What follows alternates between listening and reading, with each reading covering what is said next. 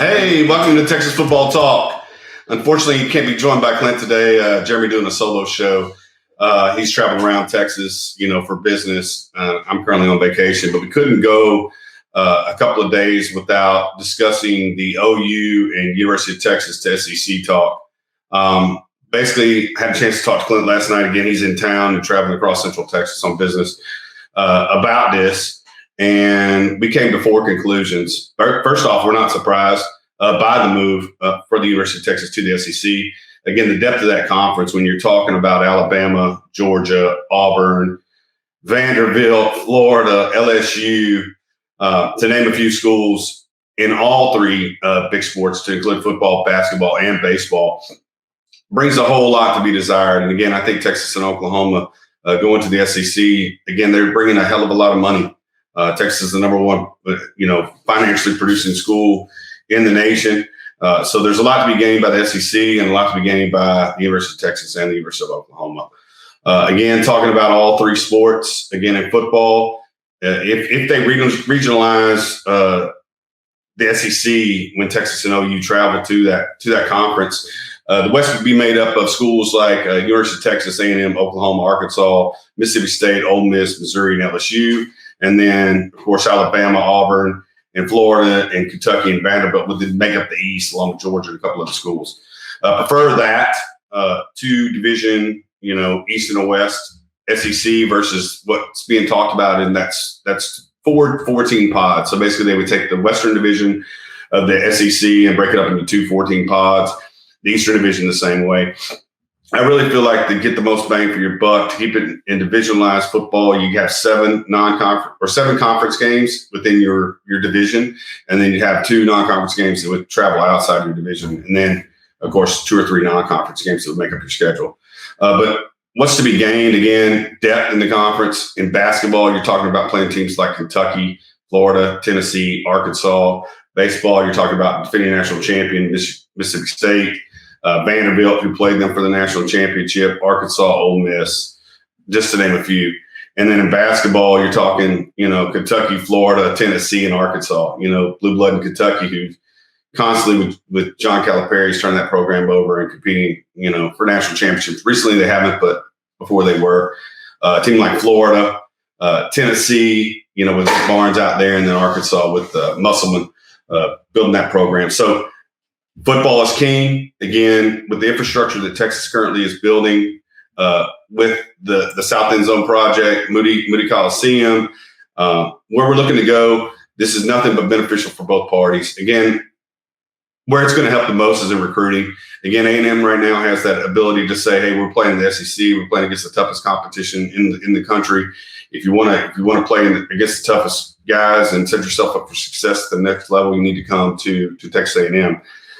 With Texas joining the conference and Oklahoma joining the conference, that's kind of, would be by the wayside. And, going on the 247 boards over the last day, and seeing when Mike Roach and Nick Harris are talking to these recruits and the possibility of moving to the SEC, it's nothing but positive. These kids are saying, some kids are even saying, I thought Texas was already in the SEC.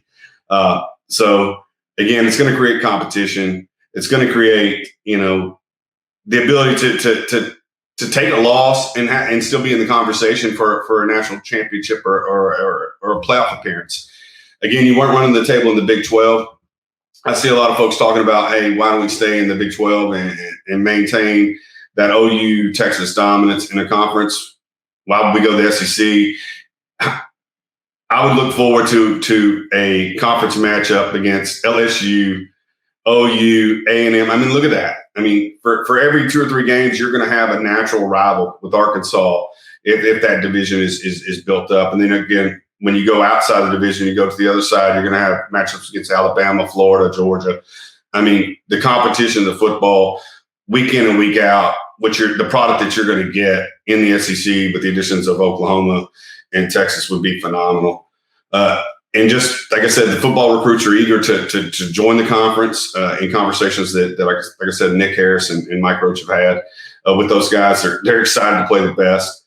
And on the personal side, it creates, I'm close to retirement. Clint's pretty close to retirement. It's going to create trips outside of the state of Texas for us to go watch Texas play. Trips to Gainesville, trips to Athens, trips to Tuscaloosa, trips to Nashville. Again, geographical location really hasn't been a thing since the old Southwest Conference when it was made up of teams of Arkansas and Texas. Now, when you're talking about going to Morgantown, West Virginia, that geographical piece really goes out the window with me. And so, again, Gainesville is just as close as Morgantown. Athens is just as close as Morgantown. Manhattan is up there, and then Lawrence as well. So, like I said, I think you're going to a conference that has more depth than the Big 12. I think you're going the game day experience week in and week out. When you're hosting the likes of Arkansas, LSU, I mean, we saw that with LSU a couple of years ago, non-conference. When you're bringing A&M back to Austin, game day experience is going to be phenomenal. It's going to be full. I can't see any negative connotations at this point with Texas traveling to the SEC. And again, just want to get on here and talk that piece, talk about our excitement level for the channel and how we see it fulfilling as Texas will join the SEC.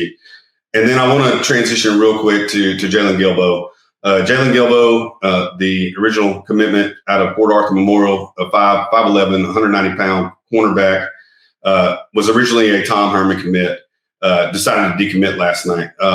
With the loss of Terrence Brooks and Julian Humphrey, Terrence Brooks committing to Ohio State, Julian Humphrey committing to Florida, really need to seal the deal with Denver Harris and Bryce Anderson at this point. Again, if you see Brian Allen Jr. playing safety in your program, if you see Austin Jordan playing safety in your program, you really got to lock down that cornerback position. Again, I know we talked about the versatility of Austin Jordan and how he could play both positions. He's currently playing corner at Denton Ryan, but I think in order to have the maximum capability in this 2022 class in the secondary, you really got to close on Bryce Anderson and Denver Harris at this point. Again, Bryce Anderson's going to attend the barbecue next weekend and the pool party. Not so sure if Denver Harris is going to make that event. He's currently not on the guest list, but we'll see what happens. Again, we have an interview tomorrow with Nick Harris, 247 Insider. So that'll be some of the questions that we ask him. How does he see the progression of Texas moving to the SEC? How does he see that affecting recruiting long-term, short-term, if this was to happen? And just excited about having him on tomorrow. Just excited about, like I say, what we believe are the substantiated rumors, only because you hear Oklahoma State coming out and making press releases. You see Baylor talking about it. You see A&M's athletic director talking about the fact that we only want to be the only team in Texas because, again, it gives them a distinct advantage when it comes to recruiting. But I appreciate you listening to this one-man show today. Hope you enjoyed it. If so, please subscribe to our podcast. Again, Clint will be back on board tomorrow evening with that Nick Harris interview. Appreciate you guys listening. Please follow us on all social media accounts, Twitter, Facebook, and Instagram if you can. Please like and subscribe to this video if you want to. All right, hook 'em.